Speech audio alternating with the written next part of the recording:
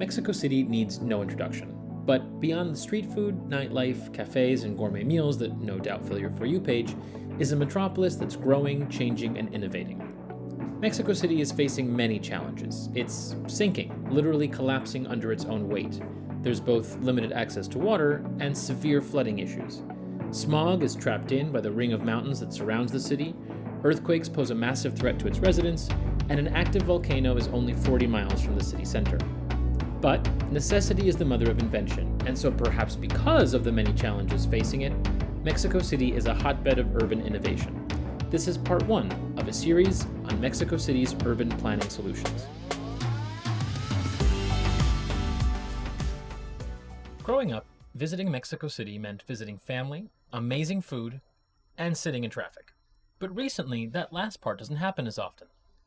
Between 2005 and 2018, Mexico City built a network of 7 Metrobus lines. Metrobus is what's known as Bus Rapid Transit, or BRT, and it functions somewhere between a streetcar, a metro, and a city bus. Metrobus operates on dedicated bus-only lanes, physically separated from car traffic, and it stops at stations with turnstiles. It also uses all-door boarding to run much more frequently than a regular city bus. It's been a huge success, with over 1 million daily riders. Bus rapid transit is not new, and many cities in the US already have bus rapid transit systems, including right here in New York, where the SBS, or Select Bus System, operates in all 5 boroughs. But Metrobus is above and beyond what SBS or any other BRT in the US offers for 3 main reasons. First, Metrobus has its own dedicated lane, and no through traffic is allowed at any time. Many systems in the US have paint demarcating the bus lane, but Metrobus is physically separated from the rest of passenger traffic lanes with raised bumps. Second, Metrobus uses stations that are much closer to subway platforms than bus stops. Turnstiles allow passengers to tap in and use all doors to board. There's a countdown clock for upcoming departures, and signage shows connections to the subway, trains, and other major routes. Third, headways, the time between buses, are so small that it's not uncommon at all to see 2 or 3 Metro buses arriving within a minute of each other. During rush hour, buses can safely tailgate one another in their own dedicated lane. The larger stations in the network can even accommodate 2 or 3 articulated buses back to back. Not all Metro buses run on medians. Each line is slightly different.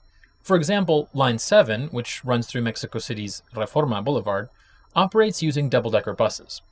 It's a pretty stark comparison with New York City Transit, but it's easy to imagine how New York would benefit from a Metrobus system. In other North American cities, we see BRTs that run along highways to transit centers, which are often just a parking lot near a train or a subway. That doesn't really solve the last mile problem. The Metrobus, on the other hand, is woven into the city like the trolleys and streetcars that were everywhere in the 20s and 30s. A system like Metrobus would be transformative for 14th Street, Fordham Road, Northern Boulevard, 125th Street, but we can't just copy and paste. In New York, we'd have to deal with snow, narrow bridges, overpasses, and maybe most importantly, ADA compliance, which the Metrobus is most certainly not. There's a lot we can learn from the other city on our continent with more than 20 million inhabitants. Like and subscribe for more of Mexico City's urban planning solutions.